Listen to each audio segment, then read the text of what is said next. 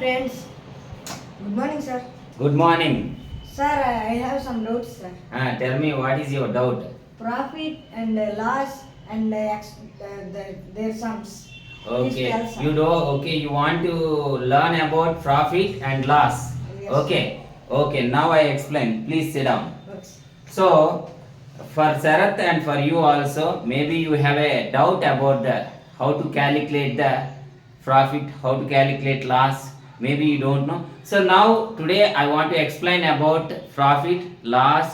So what is how to measure the, how to find the profit, how to find the loss and loss percentage. These sums we discuss now. See, please listen, my dear students. ఇక్కడ మనకి ఏమవుతుందంటే profit అంటే తెలుగులో మనం లాభము అని చెప్పొచ్చు. లాభం. సో లాస్ అంటే దాన్ని నష్టము అనొచ్చు. లాభాలు నష్టాలని మనం తెలుసుకునే ముందు ఫస్ట్లో కొన్న వెల అంటే దాన్ని కాస్ట్ ప్రైస్ అంటాం. సిపి అంటే ఏంటి అంటే కాస్ట్ ప్రైస్ అంటాం.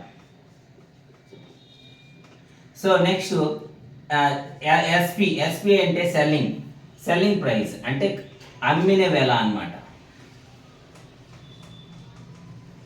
సో కాస్ట్ ప్రైస్ మరియు సెల్లింగ్ ప్రైస్. ఇప్పుడు మనం గమనించగలిగితే కాస్ట్ ప్రైస్ అంటే ఉదాహరణకు ఒక టీవీ మనం కొన్నాం.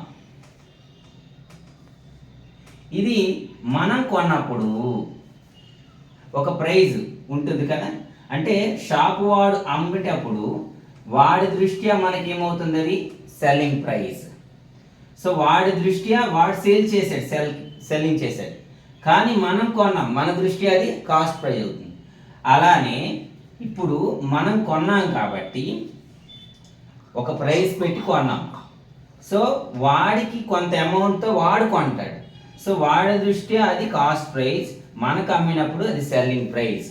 సో అసలు ఈ సెల్లింగ్ ప్రైస్ కాస్ట్ ప్రైస్ అంటే ఏంటి అనేది ఒకసారి ఇప్పుడు ఒక ప్రోడక్ట్ తీసుకున్నాం, దాన్ని మనం ఒక 100 రూపాయలకి కొన్నాం అంటే మనకి అది సెల్లింగ్ ప్రైస్ అవుతుంది. అంటే వాడికి అది సెల్లింగ్ ప్రైస్ అవుతుంది, షాప్ వాడికి.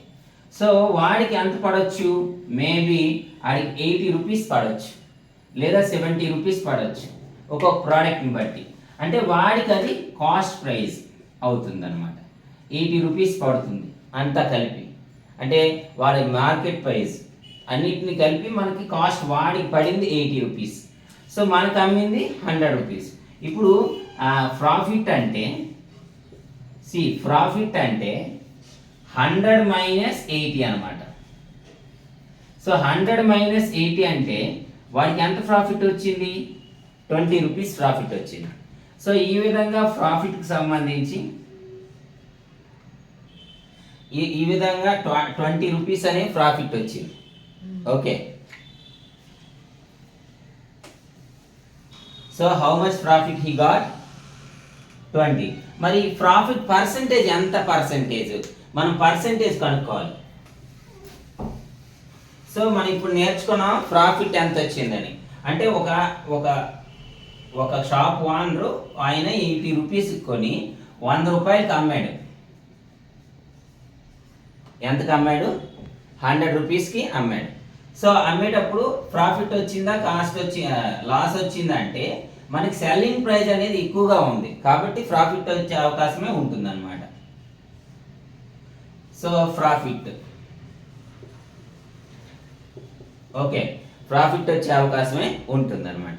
ఇప్పుడు ప్రాఫిట్ ఎంత వచ్చింది మనకి, 20 రూపీస్ వచ్చింది. మరి ఎంత పర్సెంటేజ్ వచ్చింది నీకు ప్రాఫిట్లో, ఎంత లాభం నీకు అంటే, సో దానికి మనం ఏం చేస్తాం, ఫార్ములా ఏంటి, profit percentage equal to 20 by cost price. అంటే ప్రాఫిట్ బై కాస్ట్ ప్రైస్ ఎంత, 80 ఇంటూ 100 చేయాలి, into 100. So first of all 0 0 cancel, 10 10s are, so 4s are, so 100 by 4.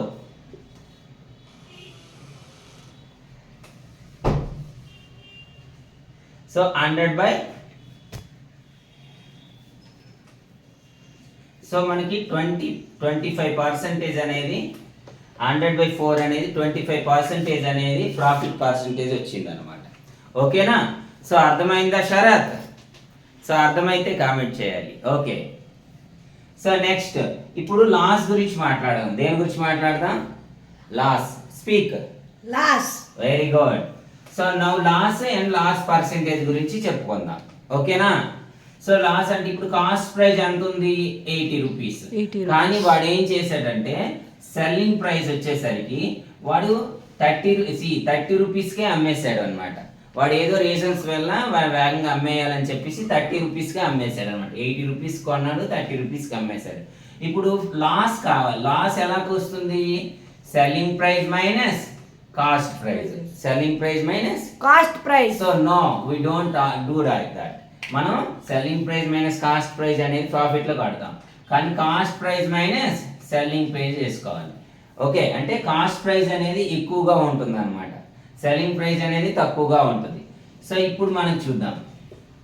Okay, so cost price, selling price. ఇప్పుడు loss ఎంత వచ్చింది? Cost ఎంత వచ్చింది? ఎంత పడ్డది? 80 రూపీస్. ఎంతకు అమ్మారు? 30 రూపాయలు. 30 రూపాయలకి అమ్మారు. అంటే లాస్ 50లోని 30 తీస్తే ఎంత? 50. 50 రూపీస్ అనేవి లాస్ అవుతుంది అనమాట. So he lost his money, 50 rupees money he lost for one product. See how to we find the loss percentage.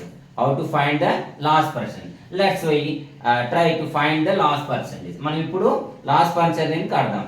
So loss percentage formula ఏంటి? Loss percentage equal to loss by కొనవేల CP into 100. ఇదన్నమాట loss by CP into 100. So loss అంటే ఎంత? 50. Cost price ఎంత? 80. Very good. Into 100. So here is cancel. So how? So now 500 by 8. How it is? 60. Okay, 6 8 48 and 20 ఉంది అంటే 2. So ఇంకా so nearly 40 20 is 4 అంటే 5.5. So ఎంత? 62.5% loss అయ్యాడు అనమాట. సో ఎంత లాస్ అయ్యాడు? This is the loss percent. 62.5%. Loss అంటే ఎంత? 50. అర్థమైందా శరత్?